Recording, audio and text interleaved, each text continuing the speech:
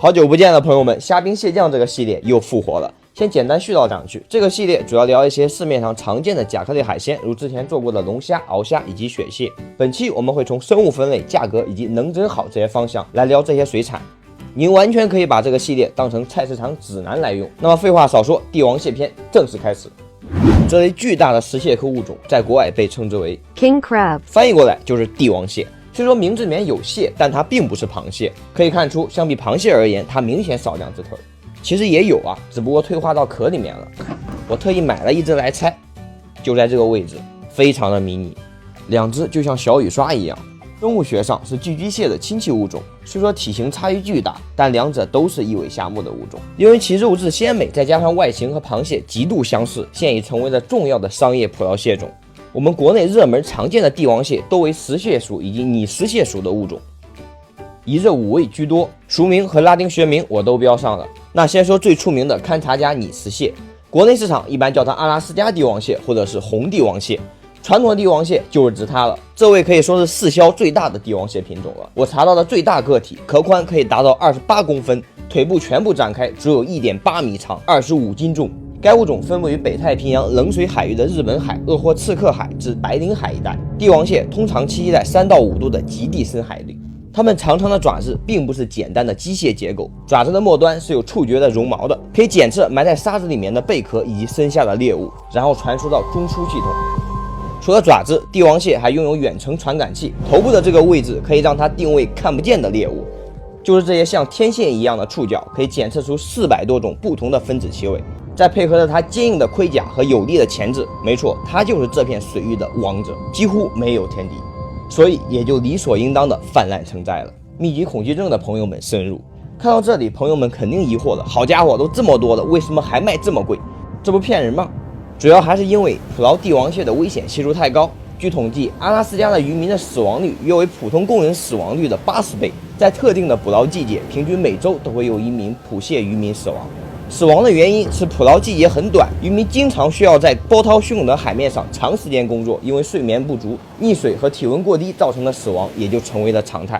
除了这些，体重也是让帝王蟹贵的原因之一。我们来对比一下，这是一只帝王蟹的单斤价格150至200元左右，这是一只珍宝蟹的价格120至180一斤，是不是感觉差距并没有很大？但是它重啊！堪察加拟食蟹就算最小规格的也要4到5斤起步了，买小规格的就算不到1000也要700-800了。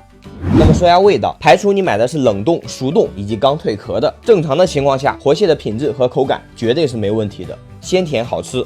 省事的做法是直接整个清蒸，水开后大火15至20分钟即可，这样可以最大程度的保留鲜味。此外，拆解后蒜蓉粉丝清蒸、麻辣水煮一系列甲壳类海鲜的做法同样适用。不过有一点，切记这个蟹鳍一定不要丢掉，一尾下目种类的蟹鳍肥美多肉，还饱含蟹黄。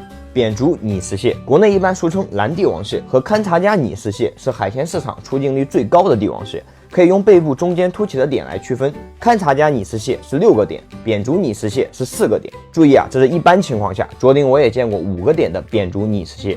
不过扁竹拟食蟹的身体颜色是青蓝色，而非堪察加拟食蟹的棕红色，这也是2位被称之为红帝王蟹和蓝帝王蟹的原因。在野外，扁竹拟食蟹最大的个体通常比堪察加拟食蟹要小一些，但这个差异在海鲜市场基本可以忽略，因为双方都是轻松可以长到8到9斤的猪。掌握好以上的关键点，两者还是很好区分的。在价格方面，扁竹拟食蟹相比堪察加拟食蟹会稍微便宜一些，但现在市场差价并不大，一般是单斤40元左右的差价，有的时候甚至会出现持平和反超的情况。味道而言，两种都是优秀的帝王蟹品种，口感鲜嫩微甜。所以无论你遇到哪一种，请放心选择。短竹拟食蟹，国内俗称花椒蟹、花椒帝王蟹，日本叫做花笑蟹。它和前面的2位大哥都是拟食蟹属的物种，但分布而言相对狭小一些，南至北海道海岸，北至西南部的白令海，而白令海域是美国和俄罗斯管辖的。因为日本排核污水这种令人发指的事情，国内已经全面暂停进口日本的水产品，所以国内的短竹拟食蟹多为俄罗斯进口。花椒帝王蟹相比红帝王蟹和蓝帝王蟹而言，出镜率相对较少，也更小，市场普遍3到4斤左右。我买的这只3.8斤，已经算是中上等的个头了，5斤以上属于是超大个体了。此外，该蟹的腿相比于其他物种要更短一些，这也是中文学名叫做短竹拟食蟹的原因。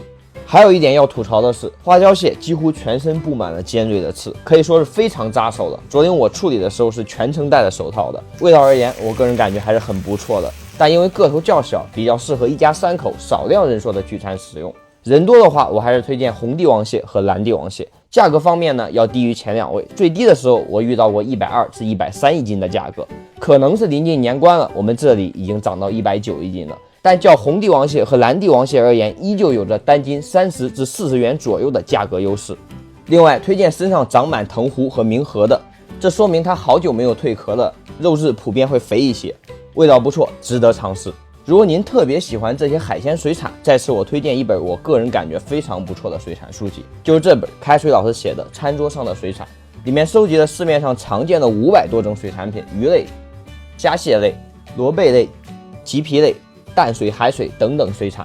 除了常规的中文证明，还备注了俗称以及拉丁学名，方便大家查阅更详细的资料以及购买。甚至里面还有一些适合的做法以及好不好吃的推荐指数，是一本很不错的菜市场工具书。那好了，我们继续，接下来说一个既熟悉又陌生的品种——巴塔哥尼亚帝王蟹，又叫南方帝王蟹。是不是感觉很陌生？但它的出镜率和销售量其实并不低。在国内，它常以熟冻帝王蟹的身份出现于各大线上平台，有一个统一的商品名——智利帝王蟹。从外观来看，它既有红蓝帝王蟹的大长腿，还有花椒帝王蟹布满全身的尖刺，以及更加鲜艳的红色。分类上，它是石蟹属的物种，而前3位是拟石蟹属的。巴塔哥尼亚帝王蟹栖息在太平洋东南部沿海的智利水域，它们生活在水深至150米的深渊底栖带，但在南纬40度则会生活在水深600米的地方。虽说都是商业捕捞的蟹种，但距离我国路程遥远，活体运输成本高，所以基本都是以熟冻出现的。首先，我必须要承认，国内确实有非常优秀的冷链技术，但这些货品分散到各个商家手中，这个品质就无法完全保证了，所以口感上普遍是不如活蟹的。当然，熟冻的价格会低上一些。如果考虑买熟冻，大牌的商超以及大品牌是个不错的选择。其实还有一个方法，就是麻烦一点，在海鲜市场等刚挂的。像我拍的这种刚挂的红帝王蟹，100一斤，海鲜就是这个样子。只要是刚挂不久的，最少折1半的价格。当然，挂的时间长了肯定不行，所以仅供参考或者当一个玩笑吧。金色帝王蟹也被称之为棕色帝王蟹。金色帝王蟹是产自北太平洋的帝王蟹品种，该蟹通常栖息在300至1000米深度的水域，它们喜欢复杂且倾斜的岩石栖息地。该蟹也是热门的商业捕捞蟹种，但相比红蓝帝王蟹而言，它们的体型是最小的，市场销售的普遍3到7斤左右。该蟹除了金色的外壳，它们又长又多刺的腿也是一大特点。不过可惜的是，金色帝王蟹的肉含量与身体的比例通常是最低的，所以市场出现的概率也不是很高。当然不是说它不好吃，也好吃，只是对比红色或蓝色帝王蟹来说，因为体型和含肉量的关系，是不如这2位受欢迎的。不对比，单拿出来也是很不错的海鲜。当然价格方面是要低于红蓝帝王蟹的，单斤价格和花椒蟹差不多，150至200元左右。